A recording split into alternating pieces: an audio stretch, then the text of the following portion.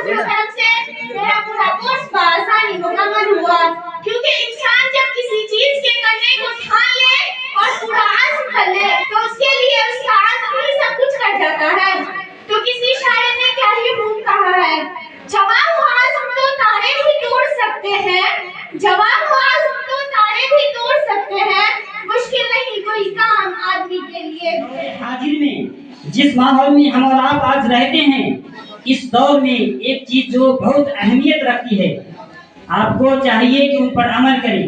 جو بھی علم نفع بخش ہے، جس سے فائدہ کے امکانات ہے، آپ اس کو حاصل کرنے کی بھرپور کوشش کریں۔ اس تعلیم کو سیکھنا بہت ضروری ہے، جیسے عصری تعلیم ہے، چاہے کمپیوٹر کی تعلیم ہو یا ڈاکٹریت کی تعلیم ہو یا کوئی اور دوسرا تعلیم ہو، ہر اس تعلیم کو آپ سیکھیے جس سے آپ کا فائدہ ہو، جس سے سماج کا فائدہ ہو۔ امام احمد بن حنبل رحمہ اللہ علیہ سے کسی نے پوچھا کہ حضرت بتائیے ایجوکیشن کب تک حاصل کیا جائے، شکشا کب تک سیکھا جائے، کب تک حاصل کیا جائے؟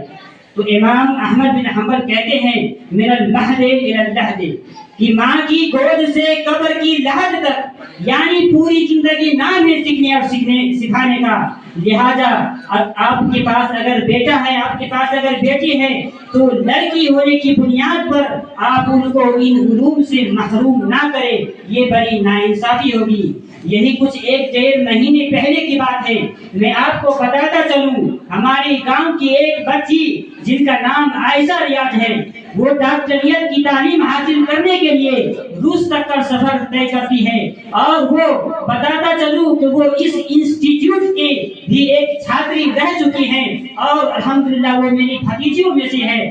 بہرحال کہنا یہی ہے کہ دائرہ میں رہ کر معقول انتظام کے ساتھ انہیں بھی دینی تعلیم کے ساتھ ساتھ عصری علوم سے بھی متعارف کرایا جائے، اور یہ وقت کا اہم ترین تقاضا ہے۔ سب سے پہلے میں سائمہ پروین کو ان اثار کے ساتھ دعوت دوں گا کہ منزل سے آگے بڑھ کر منزل تلاش کر، منزل سے آگے بڑھ کر منزل تلاش کر، مل جائے تجھ کو دریا تو سمندر تلاش کر۔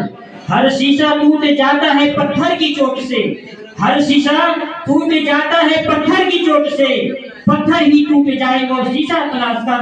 ہر شخص جل رہا ہے عداوت کی آگ میں، ہر انسان ایک دوسرے کو کامیاب دیکھتا ہوا نہیں پسند کرتا، اس سے جلتا ہے۔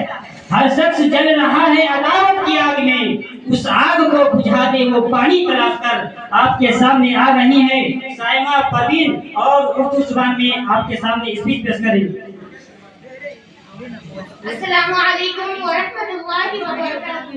الحمدللہ رب العالمین، والصلاة والسلام علی سید الانبیاء والمرسلین وعلی آلہ واصحابہ اجمعین، اما بعد، اعوذ باللہ من الشیطان الرجیم، بسم اللہ الرحمن الرحیم۔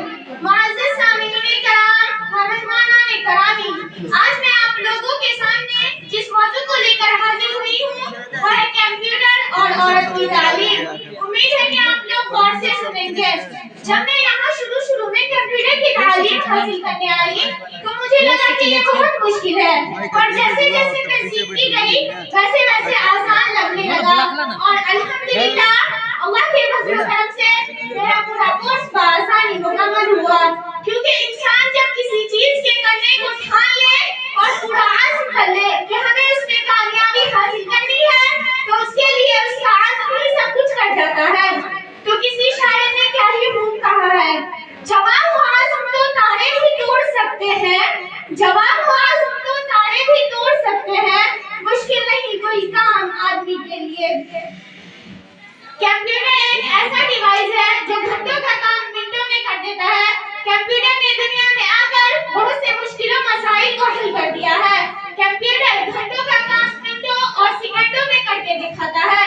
کمپیوٹر انسان کی رفتار سے کئی گنا زیادہ تیزی سے کام کرتا ہے، اور بلکہ دیکھا جائے تو ابھی کے دور میں انٹرنیٹ کا کافی یوز ہو رہا ہے، اور اس میں کمپیوٹر کا اہم کردار کو نمایا ہے۔ بلکہ کہا جائے تو دنیا کا 90% کام ابھی کمپیوٹر کے ذریعے ہو رہا ہے، چاہے وہ ہاسپٹل ہو یا بینک ہو یا آفس ہو یا کالج ہو یا یونیورسٹی، ہر جگہ کمپیوٹر کا یوز ضروری ہوتا جا رہا ہے، اور اس